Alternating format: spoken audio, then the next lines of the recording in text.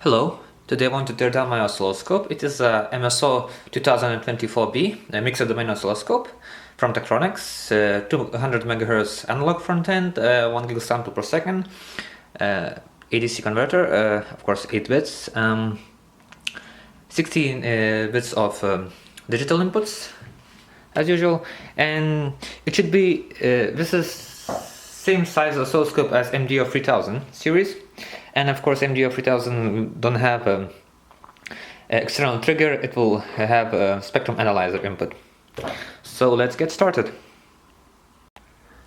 On back we found 4 screws and we will going to use T15 for this assembly. Every single screw on this oscilloscope is T15 with same threads, so that is very nice design.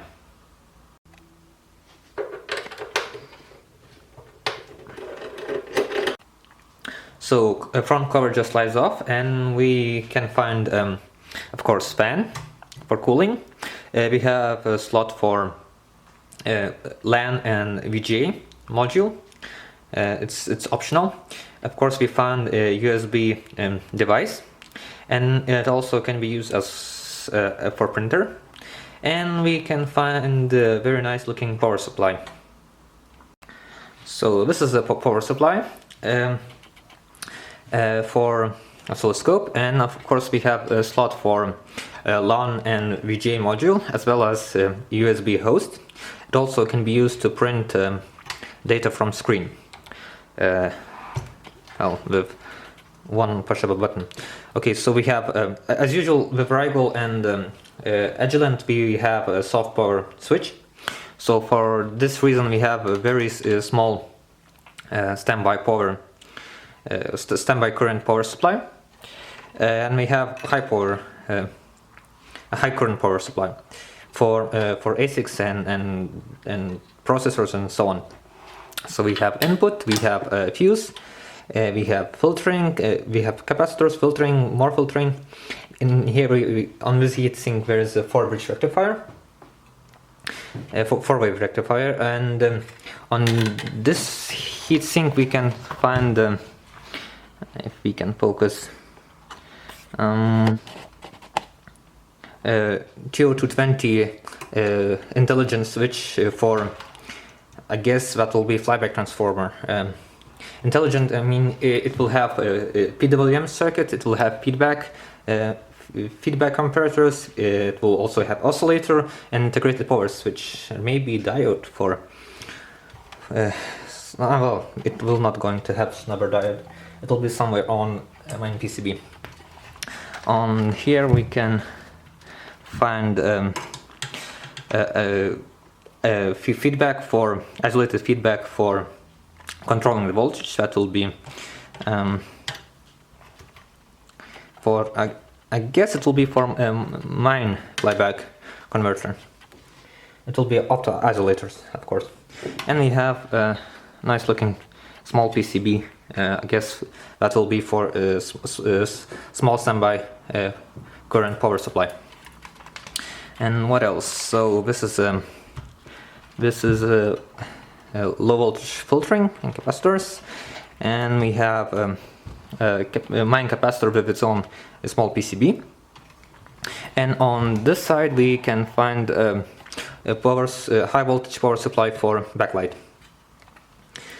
And of course we will find a huge fan for cooling, and it will suck air from here and it will blow inside this case, and it will go through heat sinks inside case, and it should go through here. So that's, of course this fan is a bit loud, I mean, but I can deal with that.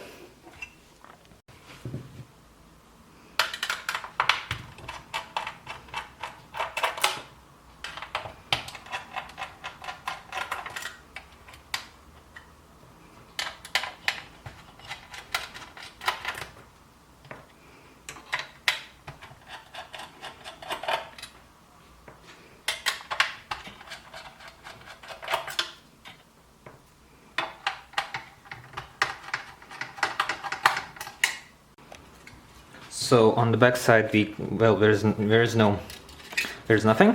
This is from USB, from USB device. So here we find a Sanyo Denki fan with RF shielding. I mean, they will press on heatsinks, so it will have better contact. What else? And yeah, that's not much. In MDO3000, here we have power supply that is unshielded from main PCB, so maybe it is a bit better design than MDO3000, but I mean, in MDO3000 also works just fine. Okay, this is a main PCB. Okay, power connector comes here.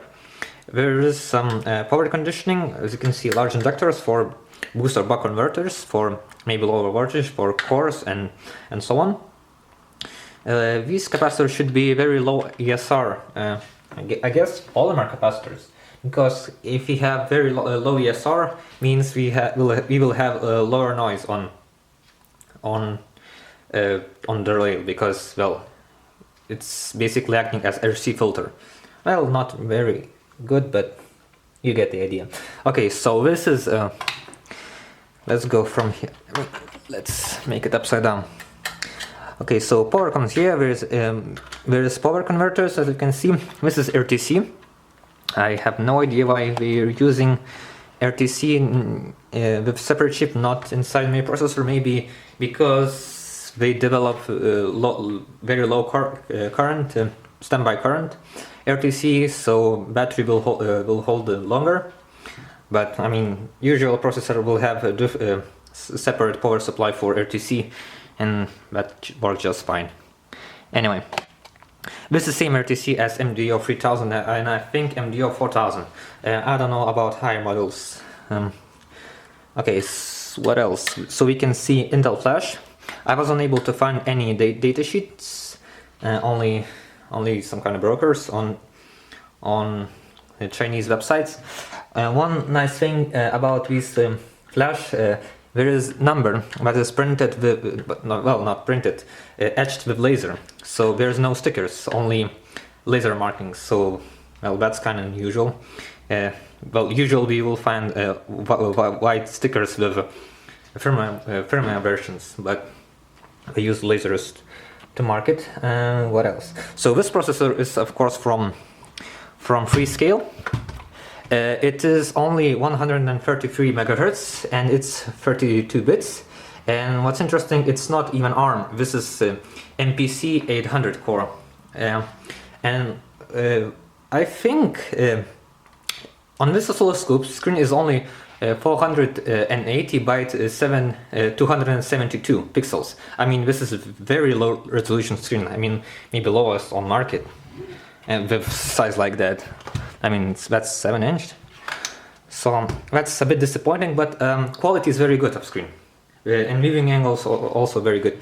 So that's why processor is so painfully slow. Also, user interface is slow. I mean, very slow with decoding when it's enabled, because Agilent will going to use Megazoom ASIC to do decoding, but in Tektronix we will find that decoding is done in software, so you have to basically trigger an RNA packet, will stop oscilloscope and then decode it. But I mean, what's the point to have very, very high decoding speed? I mean, if you can store it, so there is no point in that. I mean, only when I stopped, I need to know what kind of data I have. If I have, I mean, SPI bus running on 1 megahertz, I don't care if it can decode on real time, because I will not be able to understand what the oscilloscope is trying to say the packet is. And when I stopped and I can scroll on wave, and I can scroll it, I will find all information I need.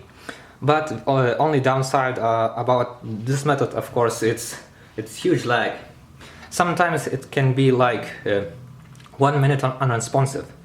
So you would adjust vertical, you do something with decoding, and it will lock up and will process all your inputs and then display data. So that's a bit not nice. Of course, MDO3000 will have much better processor. It will run on 800 MHz and it will have ARM Cortex A8 or some kind like that, I don't know, from Freescale. Okay, so what else? We have a CPLD from Altera. This is Max 2. And of course, because it's CPLD, there is no configuration flash, only JTAG here. We will find these guys are ultra-fast comparators for 16 bits of digital inputs. What else? Okay, this chip is from Philips. It's USB on-the-go controller. So main application processor will talk to this chip to handle USB for printing and stuff like that. Of course, this is here the USB devices.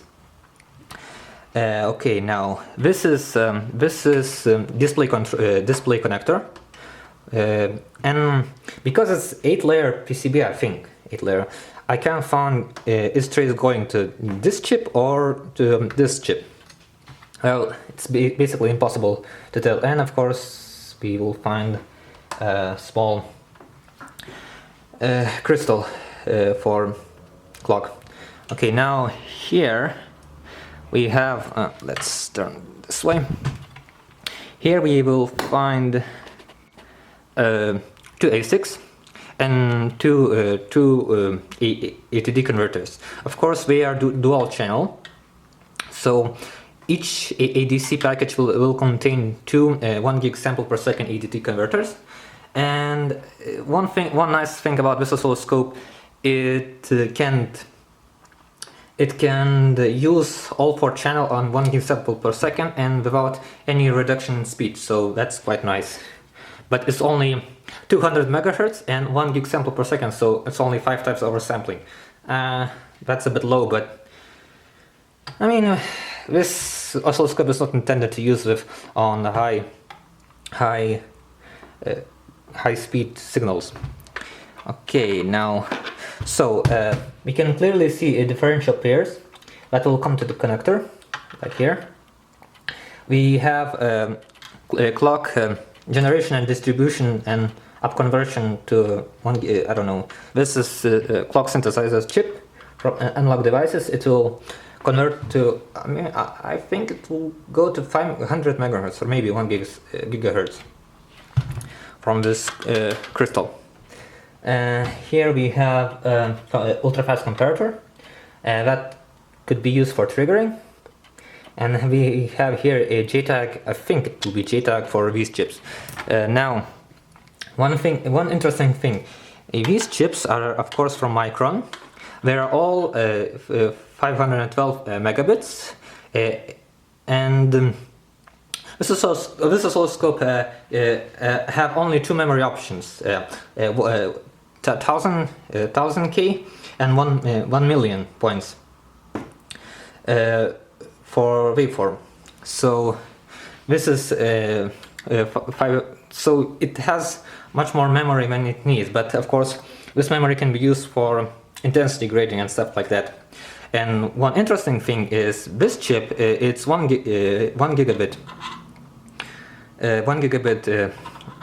SDRAM, DDR2 SDRAM, just like these chips. So maybe this chip is used for frame buffer, and of course trace go to this ASIC. So I think this chip will handle display, and of course maybe this main application processor will handle overlays and stuff like that. Okay, what else? Of course, many times I hear that people say, okay, we have a comparator for triggering, and when we have trigger, we will write to the memory and we will display it. Well, it doesn't work that way. We have it when we first thing to note, this ADC, well, usual will have like 30 or maybe 20 cycles delay. Then that means when we have signal is digitized, we will need like 20 or 30 cycles to see that signal digitized in output. So what will ASICs will do will capture waveform and store it to circular buffer. I think it will be circular, and when we have a trigger, it will mark at which point that trigger occurs, because we need information back in time and back in time from trigger point of view and forward in time. Well, and of course when we get data, of course we need to do some kind of intensity grading. So I don't know how it's done. Maybe it will use another buffer to overlay all this data, or maybe not. Maybe that's why we have such large chips. Okay, what else we have? This should be LDO, and this is a connector for keypad, and we have very nice status LED. And of course, as usual, we can see all traces with matched lengths. Of course, here we see many wiggles to get timing right. And what else we can find in here? I think this board is main chips only on this side, and the bottom side we will find only the coupling capacitors. What else? Of course, there's, as with MDO3000, we have is some kind of switches, but that is not populated. Okay, so let's take all the screws and see what's in the other side.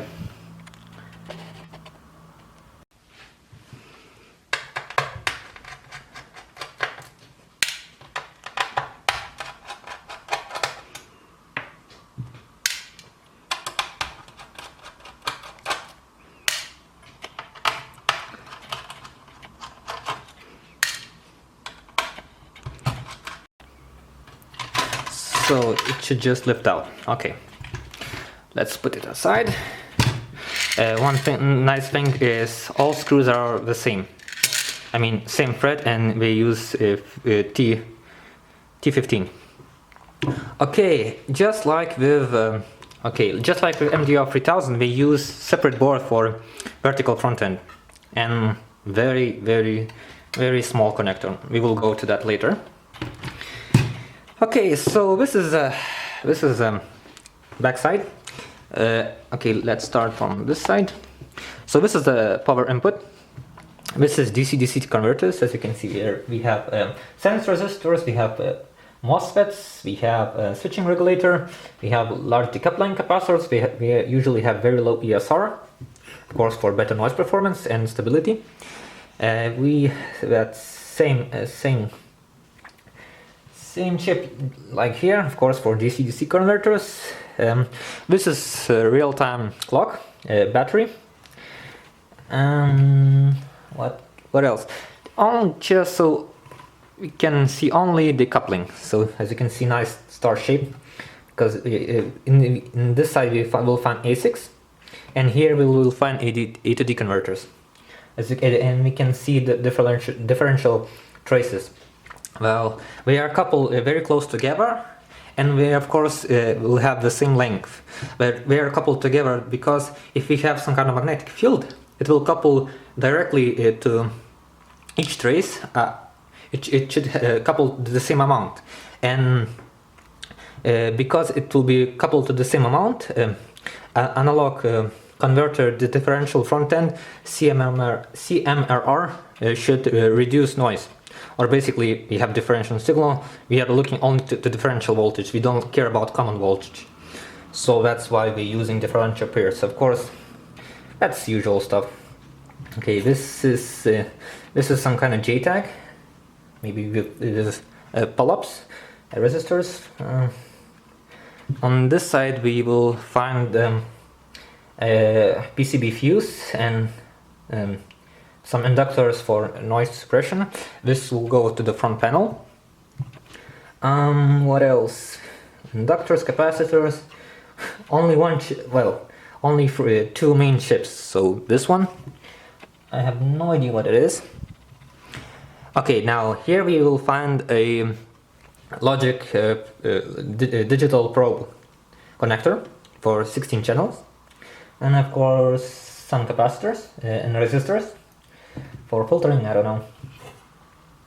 What else? So not much, and we have shielding over a LAN and a VGA connector, and that's about it. So let's go.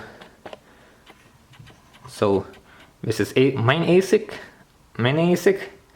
Here we'll find two analog digital converters, and that's about it. I mean, not much.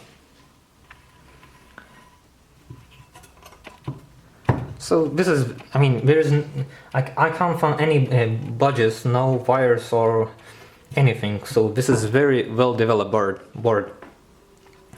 And what else I can say about this? Well, not much. And here we can find a main oscillator.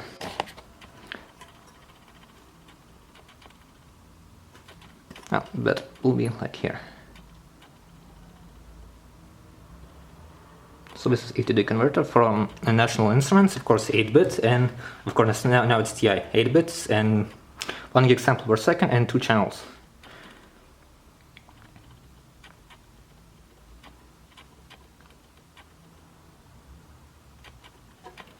Okay, so let's go to the vertical front end.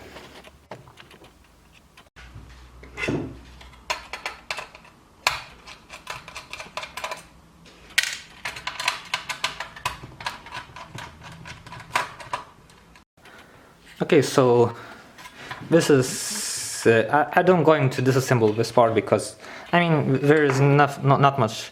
We have a Tech VPI interface for smart probes, and we have screen, and of course we'll have keyboard, and we will have 2 slots for decoding modules. Only 3 are available, and we have 2 slots, so not much. And this is USB, and this is backlight.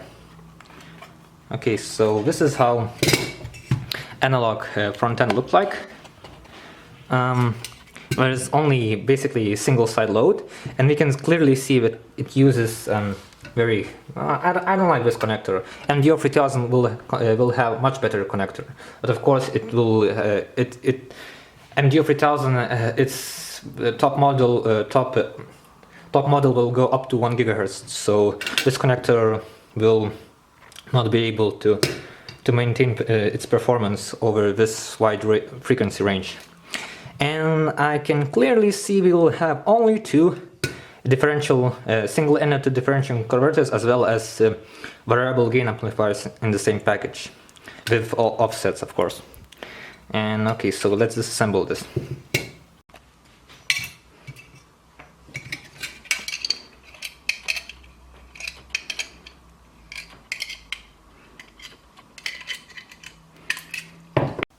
Okay, so just like I expected, we will find two single-ended differential converters, of course with offset and variable gain. Each chip will handle 2 analog channels, and we can here we can see a solid-state relay for AC/DC coupling. Of course, there is no clickings and there is no connection to ground, so there is only virtual ground. So we have 4 relays for AC couple. We have some kind of filtering. Maybe it is possible that we use for bandwidth limiting. There is only 200 MHz version, but one nice thing about this oscilloscope, it has software-defined filters, low-pass filters so we can apply. If we have very slow time base, we can go as low as 60 Hz or maybe. Well, a bit higher, I mean 100 Hz filter.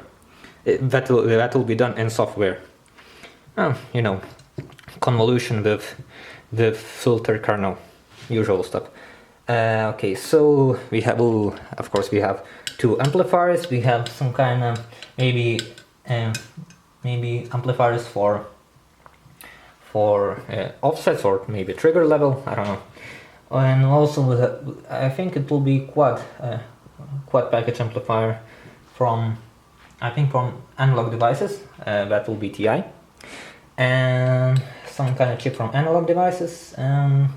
Not much, and because I think it is from National Semiconductors, and it has some weird part number. I will not be able to find anything on this chip.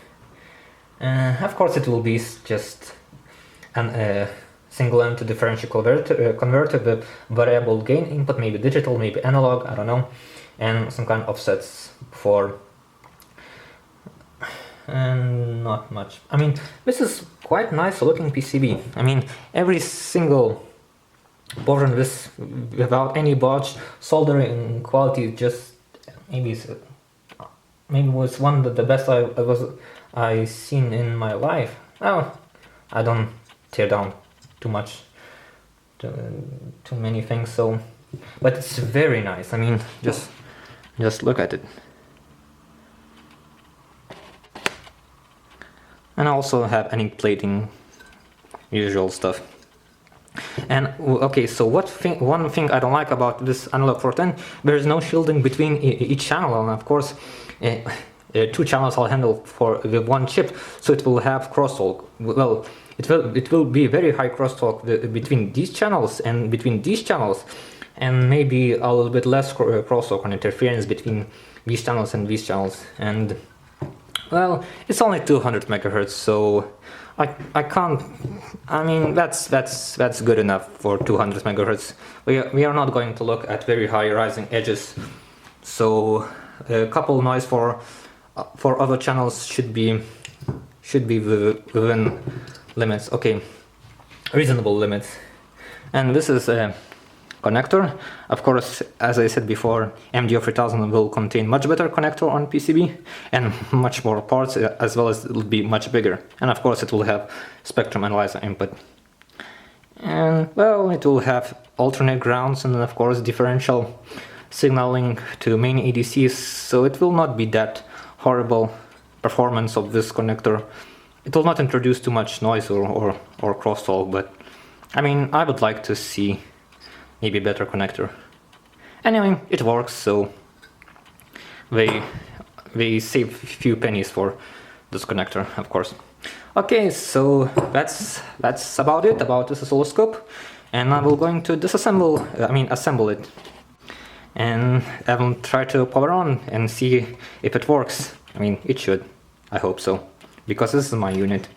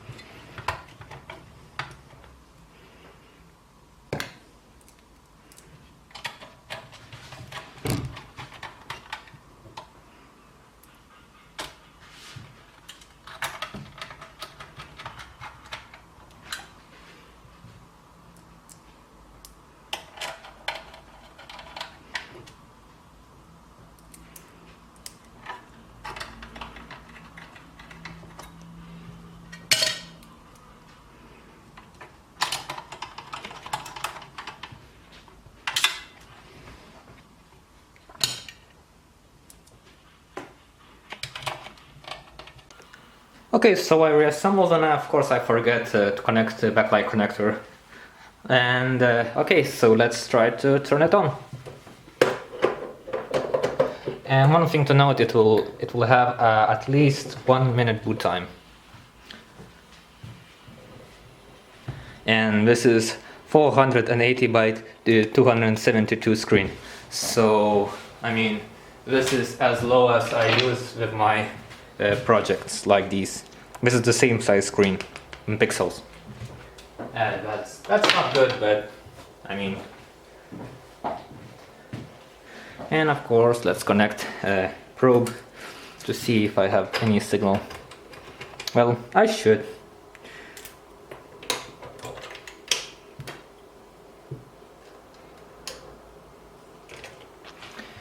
Okay, one probe is connected for compensation. And let's wait.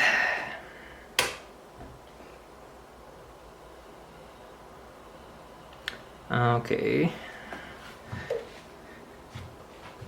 Okay, so come on. Okay. And let's do auto set because I don't want to wait. And it was unable to understand that I have signal on 4th channel. And of course trigger is on 2nd channel. Come on.